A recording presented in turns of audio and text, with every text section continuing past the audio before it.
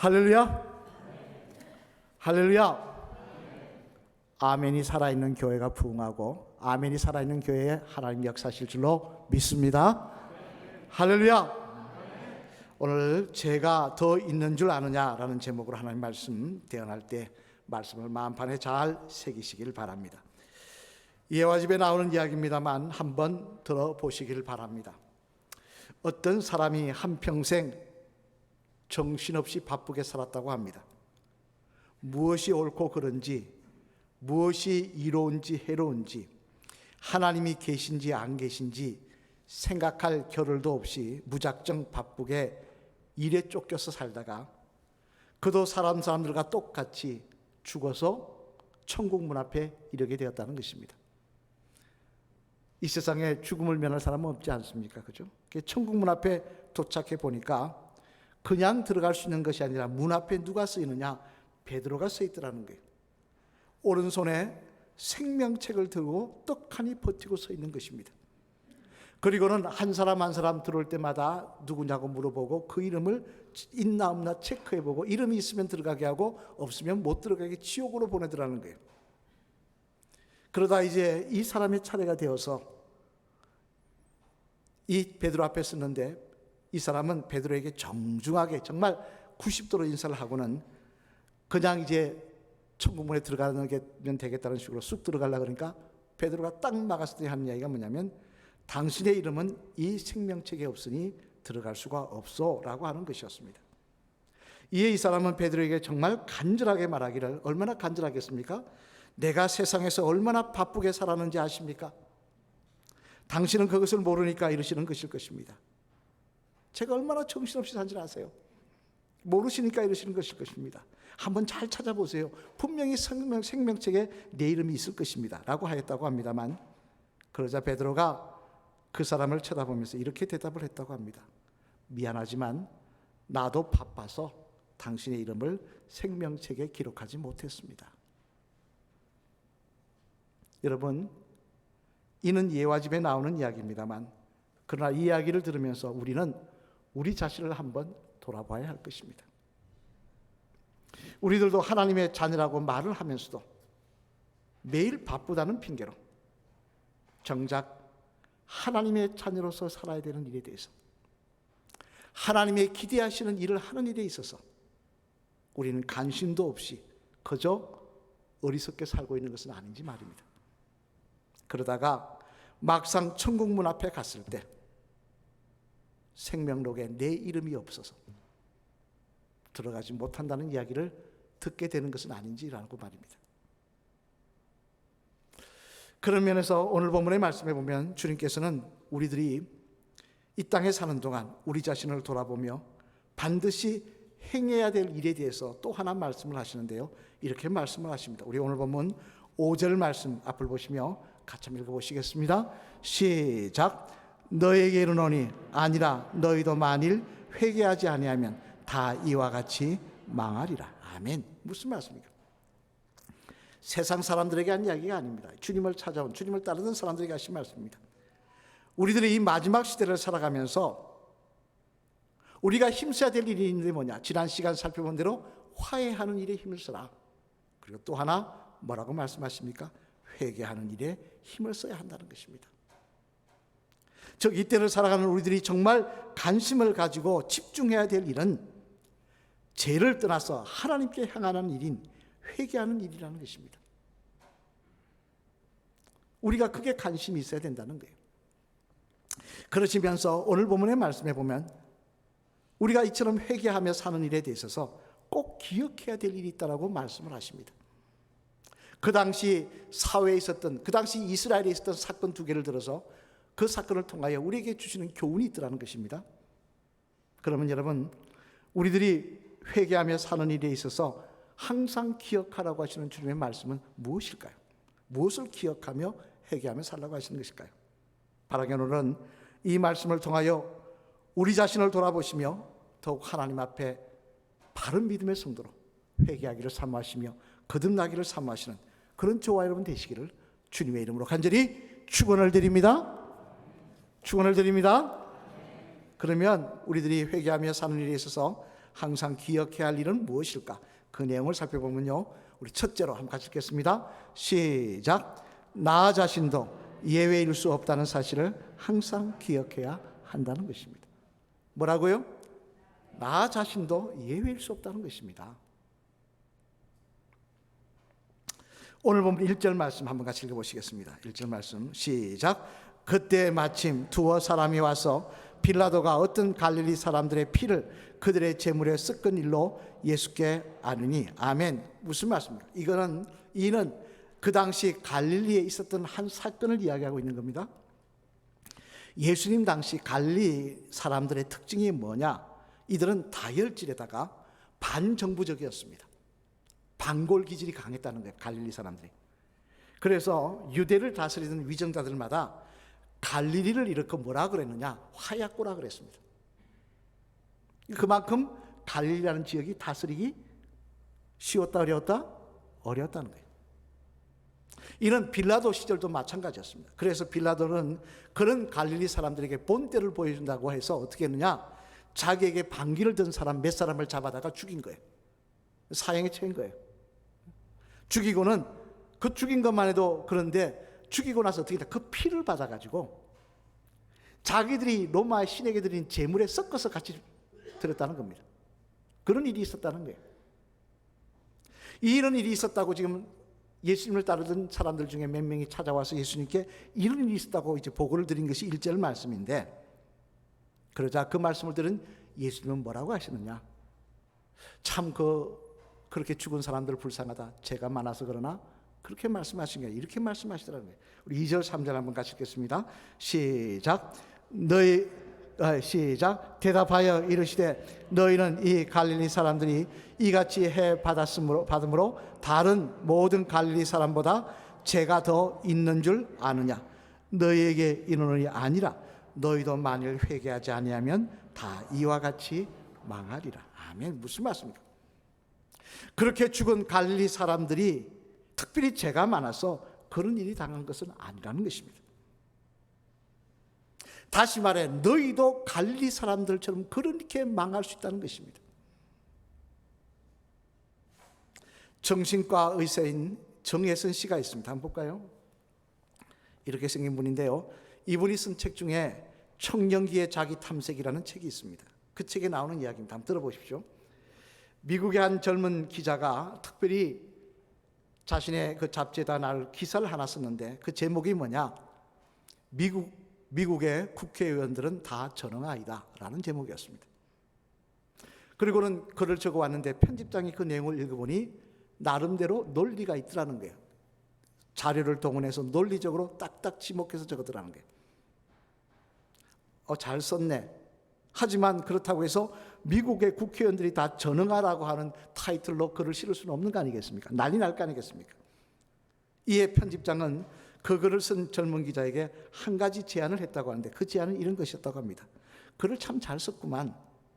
하지만 이대로 나가면 난리가 날 걸세. 그러지 말고 내가 한 가지 제안을 할 텐데 받아들이겠나?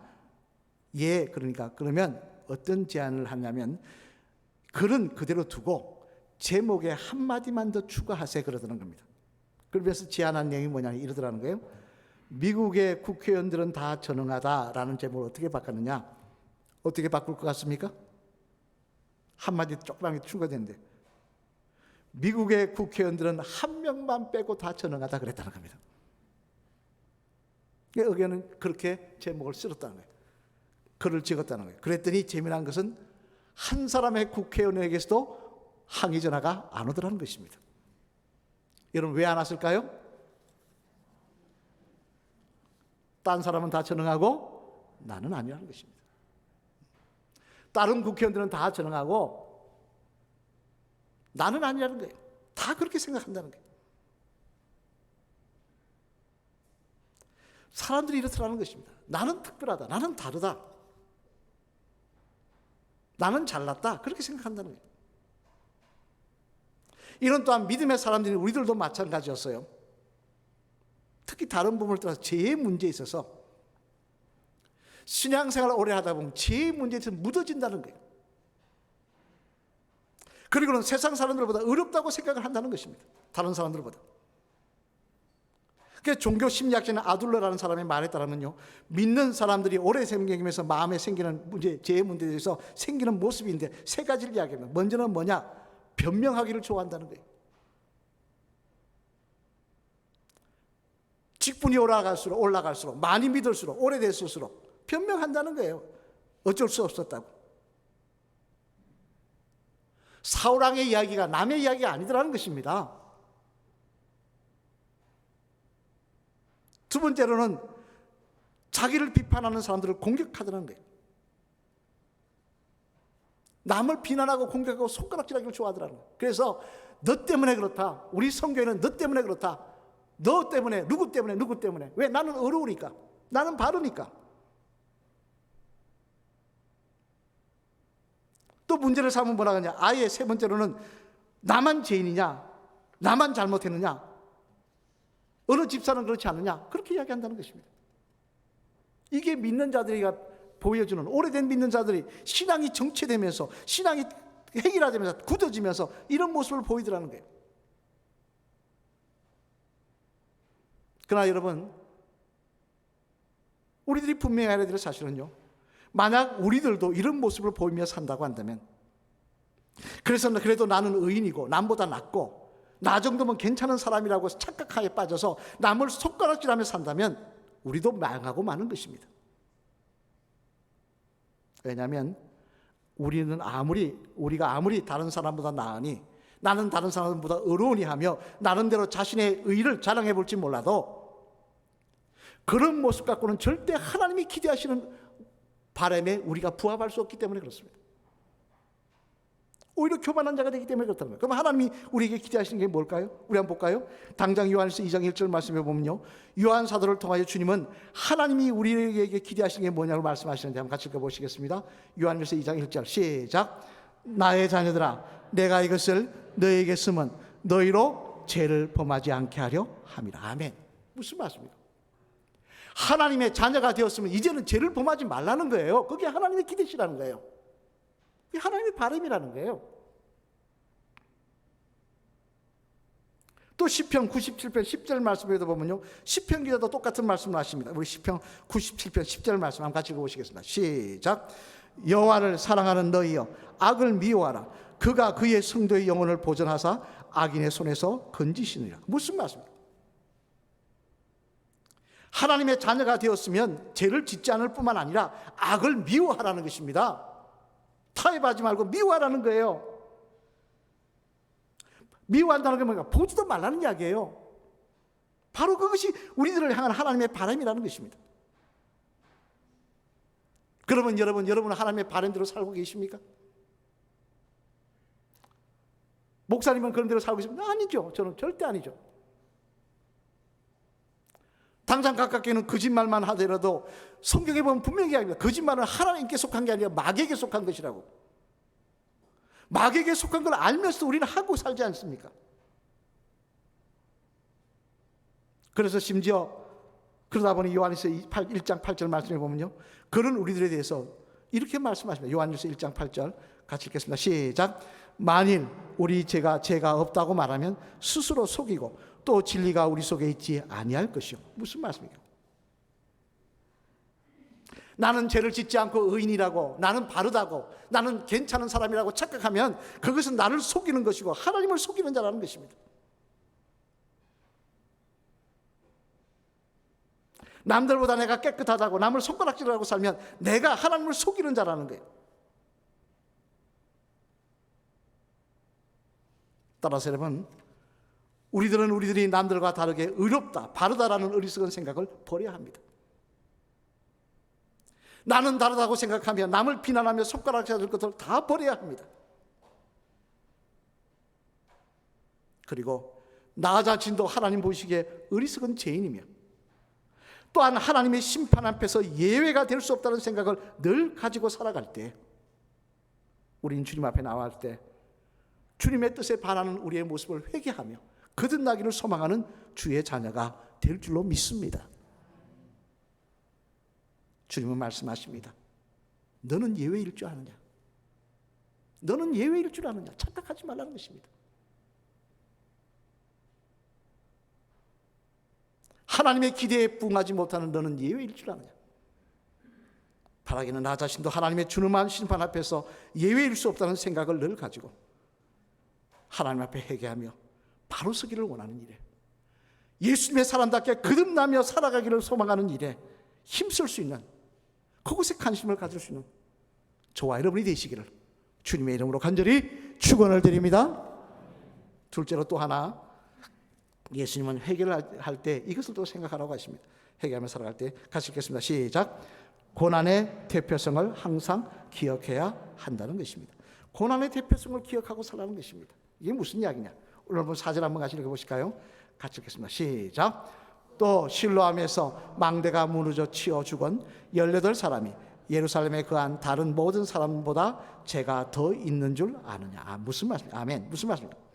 또 예루살렘 시내에서 또 하나의 사건이 일어났어요. 그건 뭐냐면 실로암 연못이라는 연못 옆에 망대, 즉 높은 곳을 보기 위해서 망대를 세워놨는데 그 망대가 무너진 겁니다. 무너져가지고 그 옆에 있던 18명, 지나가던 18명이 깔려 죽은 거예요. 그것을 두고 사람들이 저 사람은 죄가 많아서 그렇다, 저렇게 죄를 지었으니까 천벌을 받았지, 그렇게 이야기하는데 주님 뭐라 그러시느냐? 죄가 많아서 그런 거 아니야. 너희보다 죄가 많아서 그런 일 당한 게 아니라는 거예요.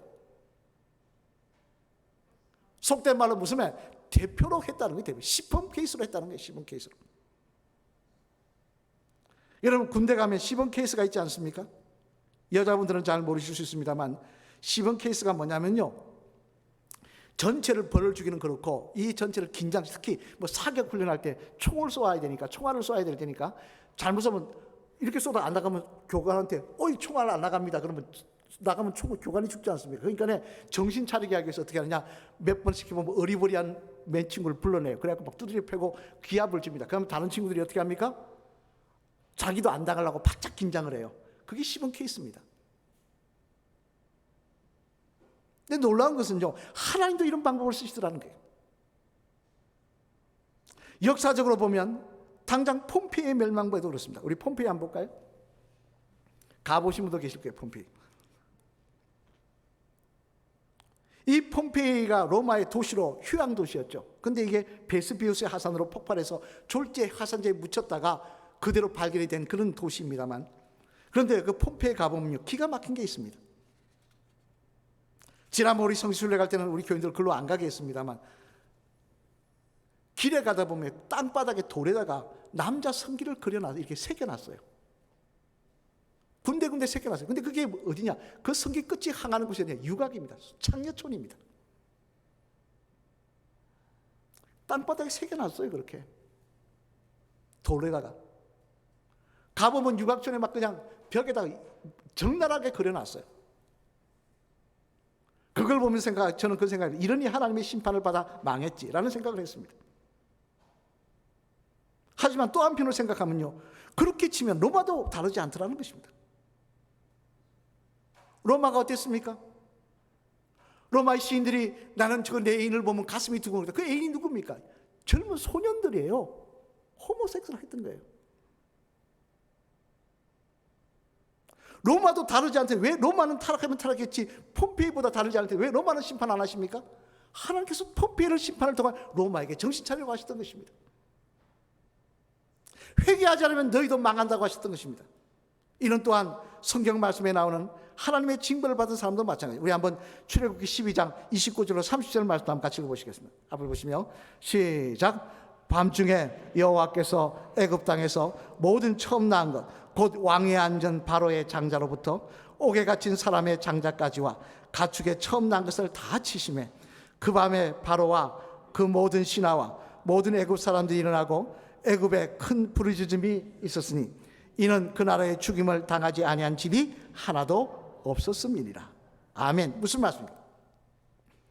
출애굽 상황 속에 있었던 일입니다. 하나님께서 10가지 재앙을 애굽에 내리시면서 맨 마지막 재앙으로 애굽의 장자들, 처음 난 것들을 다 죽이십니다. 그래서 애굽에서 슬픔이, 곡소리가 끊어지지 않았다, 그 이야기입니다만, 그럼 우리가 물어보겠습니다. 애굽에서 처음 난 장자들은 다른 사람들보다 죄가 더 많았습니까? 둘째 아들, 셋째 아들, 넷째 아들, 다섯째 아들, 여섯째 아들보다 죄가 많아서 장자만 죽은 것입니까? 아니더라는 거예요. 그 장자를 죽임으로 본보기를 보여주신 거예요. 적게는 이스라엘 백성들이 출애굽할 수 있도록 허락해 주라고 말씀하신 것, 크게는 애굽 사람들에게 너희가 믿는 그 우상들이 다 신이 아니면 내가 참 신이라고 말씀하시기 위해 그런 일을 하셨던 거예요. 본보기 보여주신 것입니다. 그래서 고린도전서 10장 8절로 11절 말씀해 보면요, 사도 바울은 이렇게 말씀하십니다. 우리 고린도전서 10장 8절로 11절 말씀 같이 읽어보시겠습니다. 시작. 그들 중에 어떤 사람들이 음행하다가 하루에 2만 3천 명이 죽었나니 우리는 그들과 같이 음행하지 말자. 그들 가운데 어떤 사람들이 주를 시험하다가 뱀에게 멸망하였나니 우리는 그들과 같이 시험하지 말자. 그들 가운데 어떤 사람들이 원망하다가 멸망시키는 자에게 멸망하였나니 너희는 그들과 같이 원망하지 말라. 그들에게 일어난 이런 일은 본보기가 되고 또한 말세를 만난 우리를 깨우치기 위하여 기록되었느니라. 아멘. 무슨 말씀입니까? 출애굽 여정 중에 음행하다가 하나님의 심판을 받았습니다. 출애굽 여정 중에 하나님을 시험하다가 뱀에 물려 죽었습니다. 출애굽 여정 중에 원망하다가 하나님 앞에 멸망을 당했습니다. 그런데 원망한 사람들이 그 사람들을 뿌리냐는 거예요. 하나님 시험한 사람들이 그 사람 뿌리냐는 거예요. 음행한 사람이 그 사람들을 뿌리냐는 거예요. 왜 그 사람들만 죽이십니까? 본보기 삼으신 거예요. 바라보고 있는 사람들, 너희도 그렇게 하면 망한다고 보여주신 거예요. 믿는 자들이 어리석게 행하는 게 뭡니까? 고난당한 사람한테 갔으면 뭐라 그러냐? 무슨 지연죄가 있어서 저런 일을 당하나 그럽니다. 죄가 많아서 그러냐? 회개하라 그럽니다. 천만의 말씀이에요. 시범 케이스에 걸린 거예요. 나보다 그 사람이 더 나빠서, 나보다 그 사람이 잘못해서가 아니라는 것입니다. 따라서 우리가 화산이 폭발해서 사람이 죽었다, 남의 일로 불구경하듯이 바라보고 죄가 많아서, 그게 아니라 하나님 정신 차리라고 하시는구나, 깨달으라고 하시는구나. 우리의 어리석은 모습을 돌아보며 하나님 앞에 회개하고 우리를 믿음의 사람으로, 하나님의 사람으로, 예수님의 사람으로 거듭나기를 소망할 때 우리의 삶 속에 하나님의 은혜가 떠나지 않는 역사를 우리는 경험하게 될 줄로 믿습니다. 사랑하는 성도 여러분, 한 신학자가 말하기를 이런 말을 했습니다. 저는 이 말이 참 맞다고 생각합니다. 회개는 하나님의 심판을 의식하는 데서부터 시작한다. 사람이 회개하는 일은 하나님의 심판을 의식할 때부터 시작한다는 것입니다. 맞는 이야기 아닙니까? 하나님의 심판을 믿지 않는다면 누가 회개하겠습니까? 하나님의 심판에 대해서 관심이 없으면 누가 오늘도 회개하며 거듭나기를 소망하겠습니까? 되는 대로 살죠. 잘난 대로 착각하며 살죠. 그런 면에서 오늘 본문 말씀에 보면 예수님께서 말씀하십니다. 하나님의 심판은 반드시 있다고. 제가 물어보겠습니다. 하나님의 심판이 반드시 있는 걸 믿으십니까? 믿으십니까? 다 믿는다고 하셨어요. 믿는다고 한다면 우리는 깨달아야 됩니다. 나 자신도 예외일 수 없다는 사실을, 그 심판 앞에. 나는 어려운 사람인 것처럼 착각하지 마시길 바랍니다. 우리 예수님 믿고 예수님 기대대로 사나요? 교회 나와서 신앙생활하며 하나님 기대대로 살아가시나요? 아니지 않습니까? 나도 예외일 수 없다는 사실을 알아야 합니다.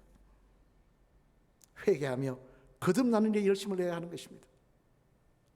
또 하나님의 심판이 있다고 하신다면 고난의 대표성을 항상 기억해야 되는 것입니다. 남이 징벌받을 때 불나 산 넘어 불구경, 나무집 구경하는 게 아니라, 저 사람은 죄가 많아서 그런 게 아니라 정신 차리라고 하시는구나 깨달아야 되는 것입니다. 회개하고 거듭나야 되는 것입니다. 마지막 때이구나, 정신 차려야 되는 것이에요. 그래야 할 때 저와 여러분들은 하나님 앞에서 망하는 자가 아닌 하나님 앞에 인정받으며 끝까지 천국 문 앞에서 웃을 수 있는 주의 자녀들이 다 될 줄로 믿습니다. 마지막 사람 따라 보실까요? 집사님, 하나님의 심판은 반드시 있습니다. 그 심판 앞에 나 자신도 예외일 수 없다는 사실과